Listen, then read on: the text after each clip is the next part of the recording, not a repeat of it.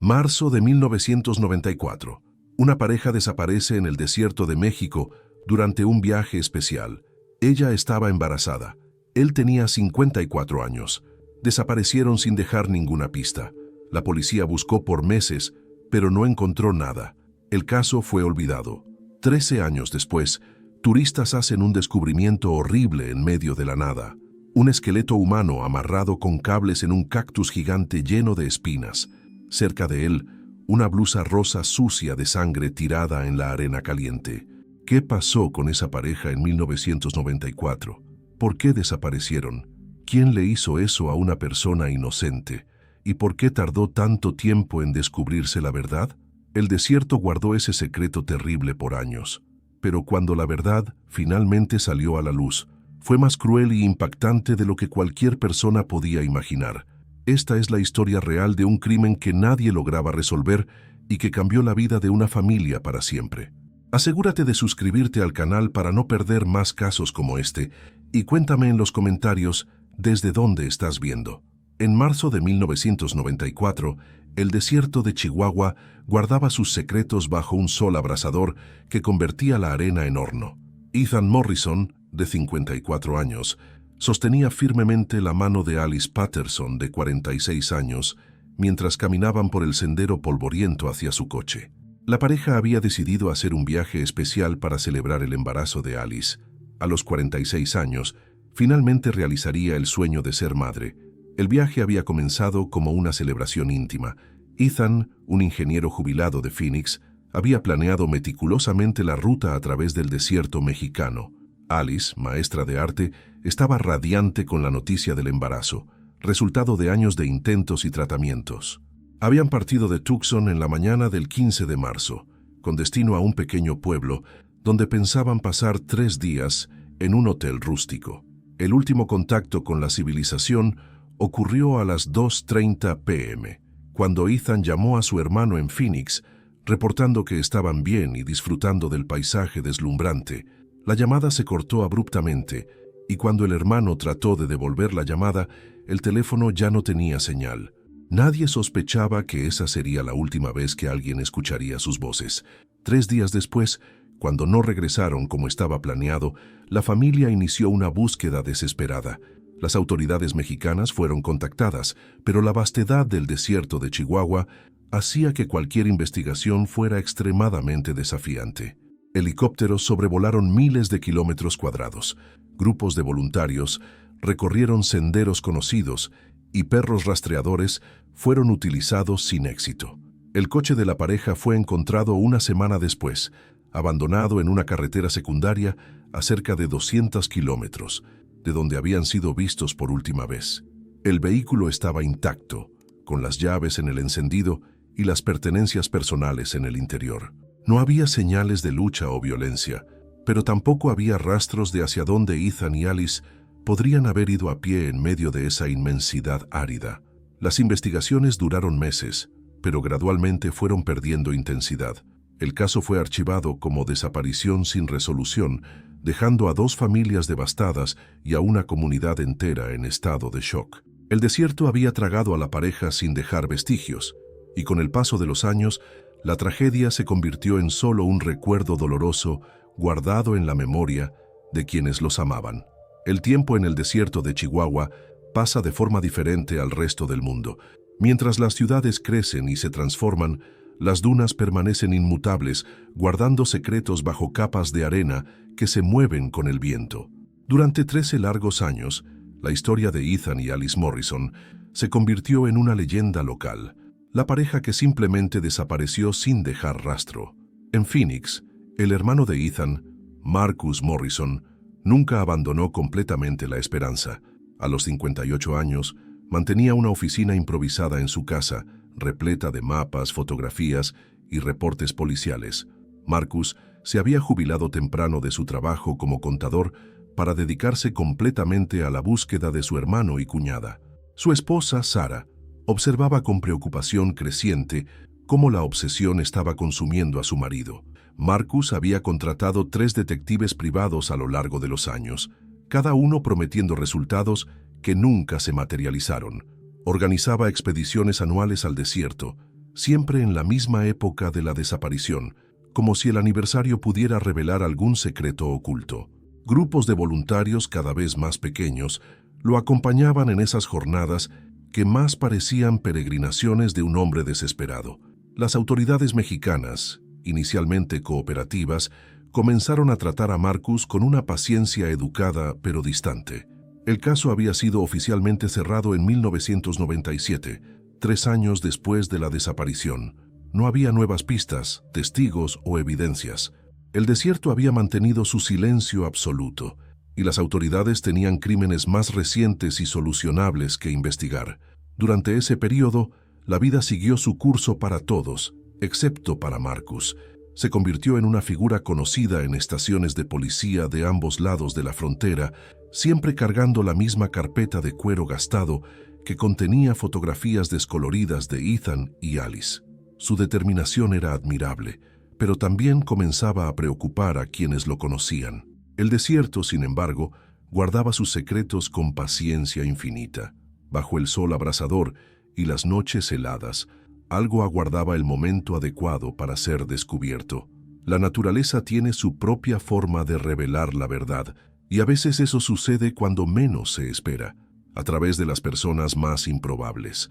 La mañana del 23 de octubre de 2007 amaneció clara y seca en el desierto de Chihuahua. Un grupo de turistas alemanes, liderado por el guía experimentado Carlos Mendoza, había decidido explorar una región más remota del desierto, lejos de los senderos convencionales. El grupo buscaba fotografías únicas de la flora desértica, especialmente de los impresionantes cactus saguaro que caracterizan el paisaje. Entre los turistas estaba Klaus Weber, un fotógrafo profesional de 35 años, especializado en paisajes áridos. Se había alejado del grupo principal unos 500 metros, siguiendo el consejo de Mendoza, sobre un valle escondido donde crecían cactus centenarios de formas particularmente dramáticas. El sol estaba en la posición perfecta para las fotografías que planeaba para su próxima exposición. Fue al rodear un afloramiento rocoso que Klaus se topó con una escena que cambiaría su vida para siempre. En el centro de un pequeño valle, un cactus saguaro de aproximadamente 4 metros de altura presentaba una forma grotesca y perturbadora. Entre sus espinas, envueltos por cables que habían resistido al tiempo y al clima, se encontraban los restos mortales de un ser humano. El esqueleto estaba preso al cactus, de forma que sugería una muerte lenta y agonizante. Los cables, parcialmente corroídos pero aún visibles, indicaban que la víctima había sido deliberadamente amarrada a la planta espinosa. La posición de los huesos sugería que la persona había tratado desesperadamente de liberarse, pero las espinas y las ataduras habían hecho que cualquier movimiento fuera una tortura adicional. A cerca de 2 metros del cactus, parcialmente enterrada en la arena, Klaus divisó un pedazo de tela rosa. Al acercarse cuidadosamente, descubrió una blusa sin mangas rosa ajustada con escote, completamente sucia y con manchas oscuras que claramente eran sangre. La prenda estaba sorprendentemente bien preservada, considerando que había pasado años en el desierto. Klaus, en estado de shock, gritó al guía Mendoza, quien llegó corriendo acompañado del resto del grupo. La escena era tan perturbadora que 2 de las turistas se sintieron mal inmediatamente. Mendoza, a pesar de su experiencia en el desierto, nunca había presenciado algo tan macabro. Inmediatamente contactó a las autoridades mexicanas por radio, sabiendo que estaban ante un crimen atroz. El descubrimiento marcaría el inicio de una investigación que finalmente traería respuestas para un misterio que había atormentado a 2 familias por más de una década. La noticia del descubrimiento macabro en el desierto de Chihuahua se extendió rápidamente por los medios de comunicación de ambos lados de la frontera. El inspector Eduardo Ruiz, de la Policía Judicial del Estado de Chihuahua, fue designado para liderar la investigación. A los 42 años, Ruiz era conocido por su meticulosidad y experiencia en casos complejos, pero incluso él se sintió profundamente perturbado por la escena del crimen. La primera tarea fue establecer el perímetro de seguridad alrededor del lugar y documentar minuciosamente todos los elementos de la escena. El fotógrafo forense Miguel Santos capturó cientos de imágenes, cada una revelando nuevos detalles horribles sobre lo que había ocurrido en ese lugar aislado. Los cables usados para amarrar a la víctima eran de un tipo específico, cable de acero revestido con plástico, común en aplicaciones agrícolas. El médico legista, Dr. Carmen Flores, llegó al lugar al final de la tarde, acompañada por su equipo especializado. La remoción de los restos mortales fue un proceso delicado y perturbador. Las espinas del cactus habían perforado los huesos en varios puntos, y algunos fragmentos óseos permanecían presos a las espinas incluso después de la descomposición completa de los tejidos blandos. La blusa rosa fue cuidadosamente recolectada y enviada para análisis forense. Las manchas de sangre, a pesar del tiempo transcurrido, aún podrían proporcionar información valiosa. La tela presentaba desgarros que sugerían violencia sexual, confirmando los peores temores de los investigadores sobre lo que la víctima había sufrido antes de ser amarrada al cactus. Durante los primeros días de la investigación, la identidad de la víctima permaneció como un misterio. No había documentos u objetos personales en el lugar, y la descomposición completa hacía imposible la identificación visual. Fue cuando el inspector Ruiz decidió consultar los archivos de personas desaparecidas de los últimos 15 años que surgió la primera pista. El caso de Ethan y Alice Morrison, desaparecidos en 1994, llamó inmediatamente la atención de Ruiz. La fecha de la desaparición, la ubicación aproximada y principalmente la descripción de una blusa rosa que Alice usaba el día de la desaparición, según lo reportado por la familia, crearon una conexión perturbadora. Marcus Morrison fue contactado por las autoridades mexicanas e inmediatamente viajó a Chihuahua. Al ver la blusa rosa, se desplomó en lágrimas.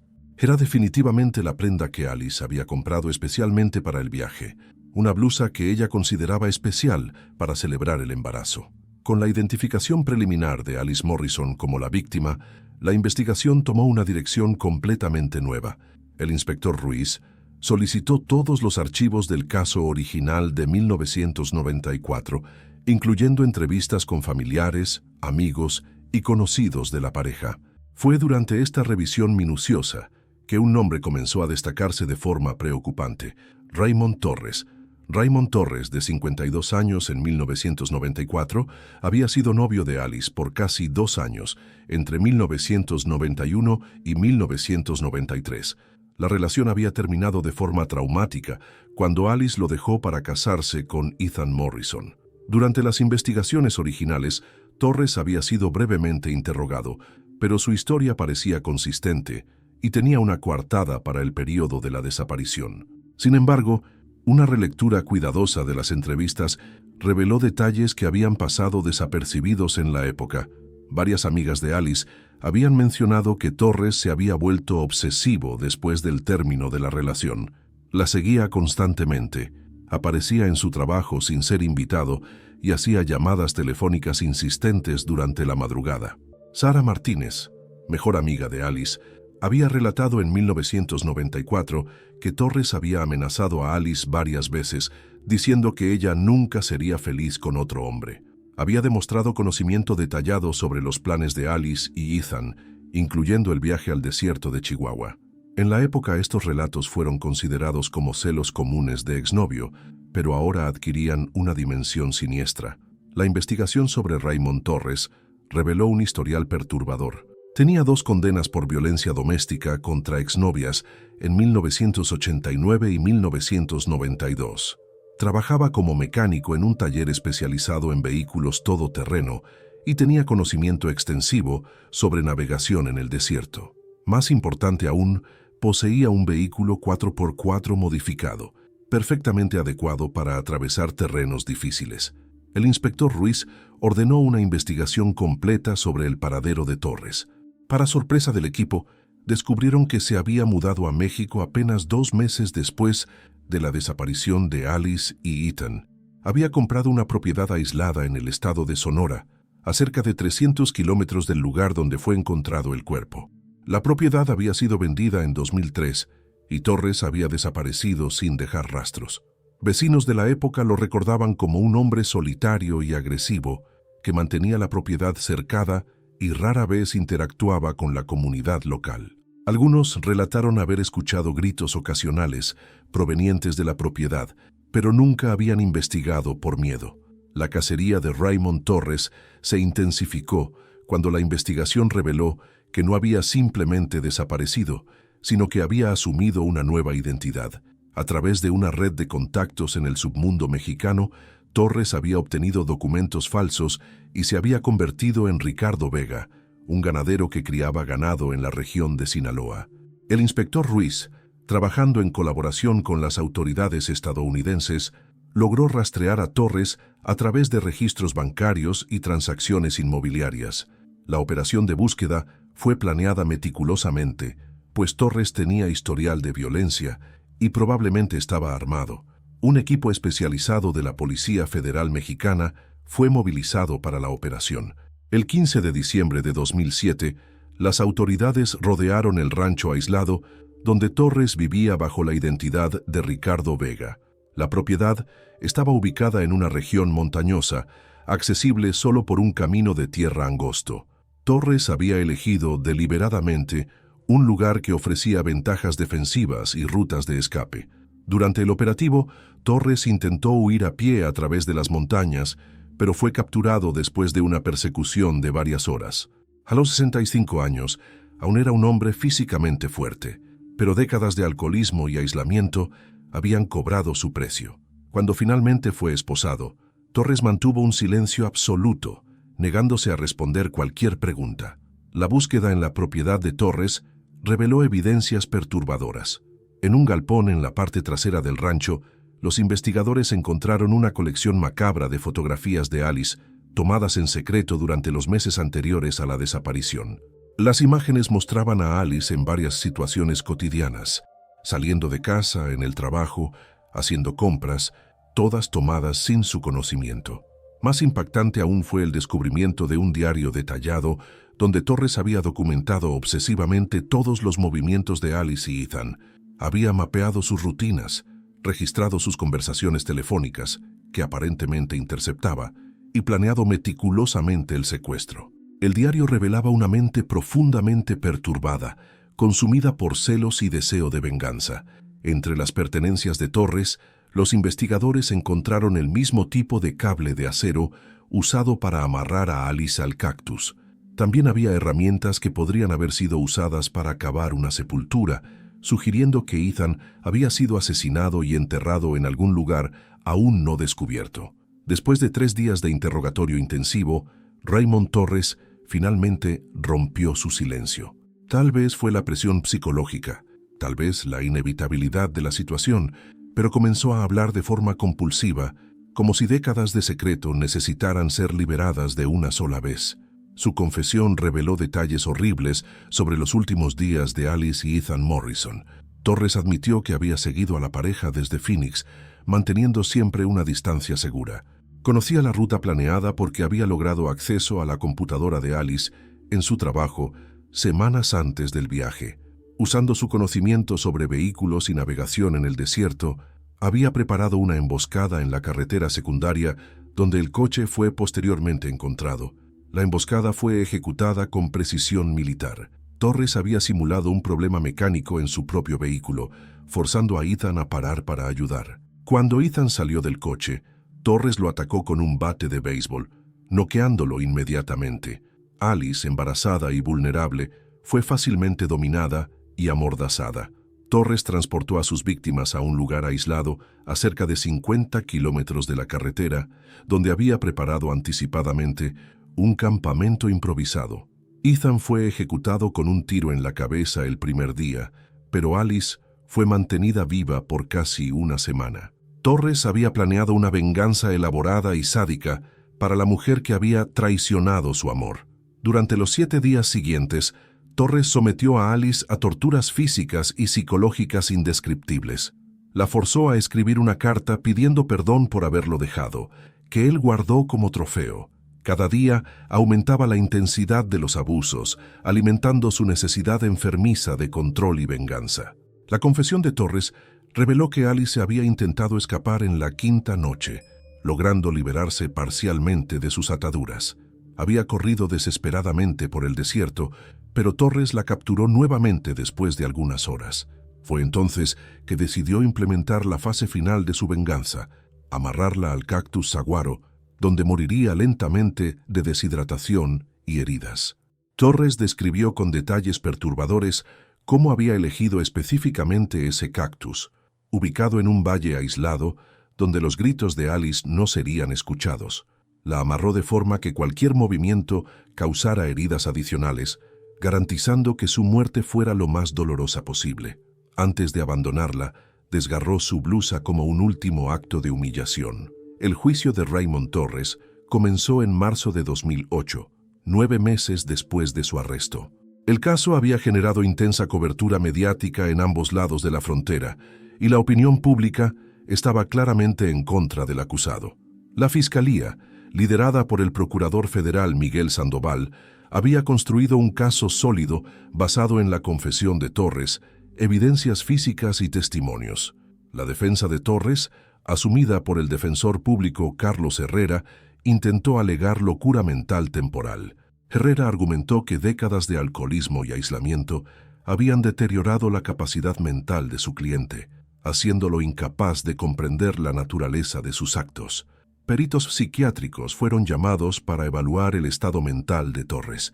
La doctora Patricia Morales, psiquiatra forense, testificó que Torres presentaba signos de trastorno de personalidad antisocial y obsesivo-compulsivo, pero era plenamente capaz de distinguir entre lo correcto y lo incorrecto. Su confesión detallada y la planificación meticulosa del crimen demostraban premeditación y conciencia plena de sus actos. Marcus Morrison compareció a todas las audiencias del juicio, sentado en la primera fila junto a la fiscalía. Su presencia silenciosa pero constante representaba no solo su búsqueda de justicia, sino también el dolor de una familia que había esperado 14 años por respuestas. Su esposa Sara lo acompañaba, ofreciendo el apoyo necesario durante los momentos más difíciles. El momento más dramático del juicio ocurrió cuando Torres fue cuestionado sobre el destino de Ethan Morrison. Inicialmente, se negó a revelar la ubicación del cuerpo, pero bajo presión intensa de la fiscalía, finalmente admitió haber enterrado a Ethan en un barranco a cerca de 10 kilómetros del lugar donde Alice fue encontrada. Un equipo de búsqueda fue inmediatamente enviado al lugar indicado por Torres. Después de 2 días de excavación, los restos mortales de Ethan fueron encontrados en una sepultura poco profunda, confirmando la versión de Torres. El cráneo presentaba una fractura consistente, con el golpe de bate descrito en la confesión. El 15 de julio de 2008, después de solo 4 horas de deliberación, el jurado consideró a Raymond Torres culpable de 2 homicidios calificados: secuestro agravado, tortura y violación. El juez Roberto Fuentes lo condenó a prisión perpetua sin posibilidad de libertad condicional, la sentencia máxima permitida por la legislación mexicana. La condena de Raymond Torres trajo un sentido de justicia, pero no necesariamente de sanación, para aquellos que habían sido afectados por la tragedia. Marcus Morrison, quien había dedicado 14 años de su vida a la búsqueda de respuestas, se encontró en una situación paradójica. Había conseguido lo que siempre deseó, pero descubrió que la verdad era más horrible que cualquier incertidumbre. En los meses siguientes al juicio, Marcus enfrentó una depresión profunda. Conocer los detalles del sufrimiento de Alice y Ethan había sido devastador. Comenzó a tener pesadillas constantes, imaginando los últimos momentos de vida de su hermano y cuñada. Sara, su esposa, insistió en que buscara ayuda psicológica profesional. La terapia con la doctora Linda Chen, especializada en trauma y duelo, ayudó a Marcus a procesar no solo la pérdida, sino también la culpa que sentía por no haber logrado salvarlos. Durante las sesiones, reveló que se sentía responsable por no haber insistido más en la investigación original, por no haber percibido las señales de peligro que Raymond Torres representaba. El proceso de sanación fue largo y difícil. Marcus tuvo que aprender a lidiar con la rabia intensa que sentía hacia Torres, pero también con la culpa y la impotencia que lo consumían. La doctora Chen lo ayudó a entender que su dedicación incansable a la búsqueda de la verdad había sido un acto de amor, no de fracaso. Gradualmente, Marcus comenzó a canalizar su experiencia de forma positiva. Se convirtió en un defensor de los derechos de las familias de personas desaparecidas, trabajando con organizaciones no gubernamentales para mejorar los protocolos de investigación de casos de desaparición. Su experiencia personal le dio una perspectiva única sobre las fallas del sistema. Sara también necesitó apoyo psicológico para lidiar con los años de ansiedad y con el impacto que la obsesión de su marido había causado en su propio bienestar. La pareja participó en sesiones de terapia de pareja, trabajando para reconstruir su relación y encontrar un nuevo equilibrio en sus vidas. En 2010, 2 años después del juicio, Marcus y Sara establecieron la Fundación Morrison, dedicada a apoyar familias de personas desaparecidas y a financiar tecnologías avanzadas de búsqueda e identificación. La fundación se convirtió en una de las principales organizaciones de este tipo en Estados Unidos, ayudando a cientos de familias a encontrar respuestas. 15 años después del descubrimiento macabro en el desierto de Chihuahua, el caso Morrison se convirtió en un hito en la investigación de crímenes transfronterizos.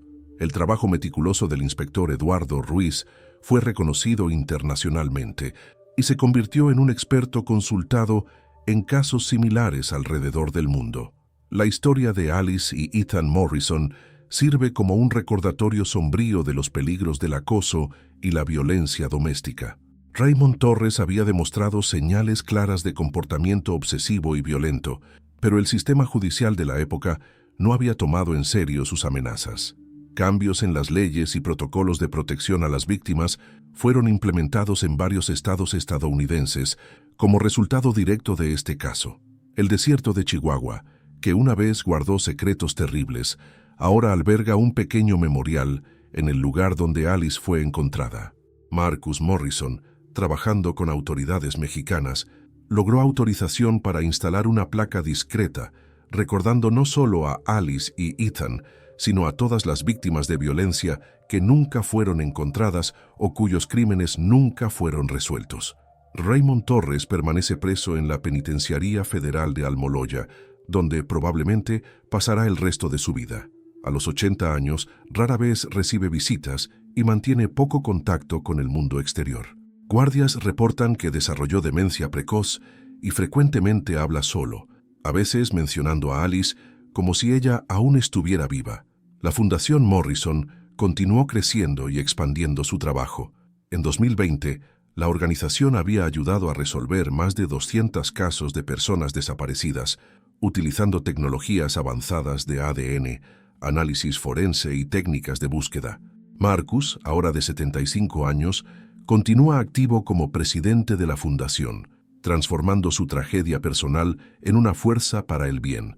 El caso también destacó la importancia de la cooperación internacional en la investigación de crímenes.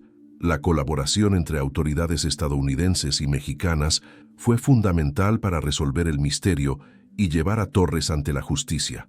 Este precedente influyó en acuerdos posteriores de cooperación policial entre los dos países. Tal vez el legado más importante del caso Morrison sea la conciencia que generó sobre las señales de advertencia de comportamiento obsesivo y violento. Programas educativos en escuelas y universidades ahora incluyen información sobre acoso y violencia doméstica, enseñando a las personas a reconocer y reportar comportamientos peligrosos. Alice y Ethan Morrison nunca pudieron ver nacer a su hijo, pero su legado vive a través de las vidas que fueron salvadas por la mayor conciencia sobre violencia doméstica y por los avances en las investigaciones de personas desaparecidas. El desierto pudo haber guardado sus secretos por 13 años, pero la verdad, cuando finalmente fue revelada, se convirtió en una fuerza para la justicia y protección de otros inocentes.